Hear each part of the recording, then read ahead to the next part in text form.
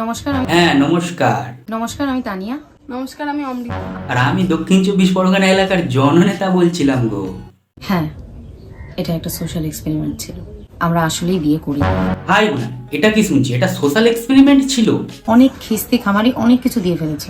খিস্তি খাওয়ার মতো কাজ করলেই মানুষজন তো খিস্তি দেবেই।